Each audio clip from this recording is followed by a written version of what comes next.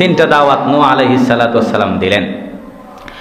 এরপরে নূহ আলাইহিস সালাতু ওয়াস সালাম এই তিনটা দাওয়াত দেওয়ার পরেও যখন মানুষ গুনাহ করে, অন্যায় করে, তিনি 4 নম্বরে আরেকটা দাওয়াত দিলেন। কয় নাম্বার দাওয়াত? 4 নাম্বার দাওয়াত। নূহ আলাইহিস সালাতু ওয়াস সালাম বললেন, ফাকুলতুস্তাগফিরু রাব্বাকুম ইন্নাহু কানা গাফফারা। নূহ আলাইহিস সালাম বলেন, আমি যখন দেখলাম আমার সম্প্রদায় আল্লাহর ইবাদত করে না, আল্লাহকে ভয় করে না, আমার অনুসরণ করে না, তখন তাদের গুনাহ হইছে না? হইছে কি হয় নাই? আল্লাহর ইবাদত করে নাই, আল্লাহকে ভয় করে নাই, রাসূলের কথাও মানে নাই, তারা কি সওয়াব অর্জন করছে না গুনাহ? আল্লাহর নবী তখন জবাব দিলেন, তাদেরকে বললেন, আমি তাদেরকে বললাম ফাকুলতু ইস্তাগফির লাকুম, আমি তাদেরকে বললাম তোমরা এক কাজ করো, ইস্তাগফিরু রাব্বাকুম, তোমরা তোমাদের প্রভুর দরবারে ক্ষমা প্রার্থনা করো। কি প্রার্থনা করো? ক্ষমা প্রার্থনা করো।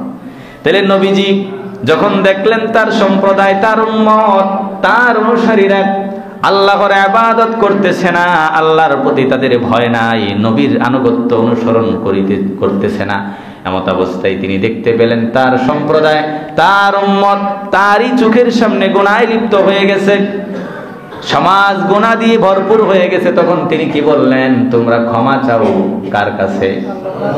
এখন আমিও যদি নবীর ওয়ারিস হিসাবে আমিও যদি বলি, ভাই এতদিন আপনি ভুল করেছেন এই কাজ করে, আপনি ভুল করেছেন ওই কাজ করে, ওই কথা বলে এই অপরাধ করেছেন, এটা গুনাহ হয়েছে, অতএব আপনি আল্লাহর কাছে ক্ষমা চান।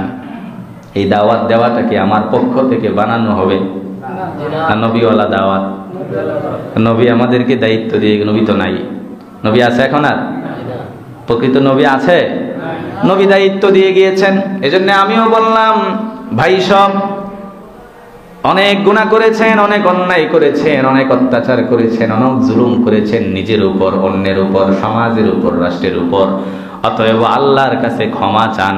এই দাওয়াতটা দেওয়া কি রাজনৈতিক বক্তব্য হবে? বুঝেন না ব্যাপারটা? এগুলি তো বলি নাকি, সবকিছুর পরে কথা তো আমাদের এটাই। এইটা বলার পরে আপনি বলেন হুজুর রাজনীতির বক্তব্য দেখেন। এখন আপনি একবারও আমারে বললেন না হুজুর এইটা রাজনীতির বক্তব্য আর এটা অরাজনীতির বক্তব্য, আমারে বুঝাইয়া দিলেন না, শুধু বাহিরে গিয়া গবেষণা করলেন। এটা হইল?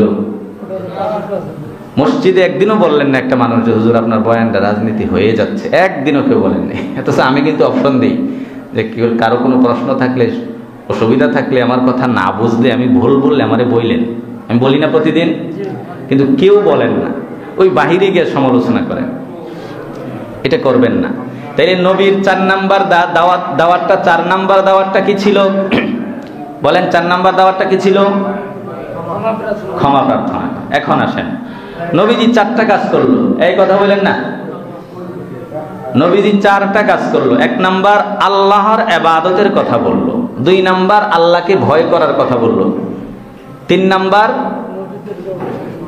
তাকে অনুসরণের কথা বললো, 4 নাম্বার এগুলি যদি না পারে, ভুল হয়, তাহলে কার কাছে ক্ষমা চাইতে বললেন?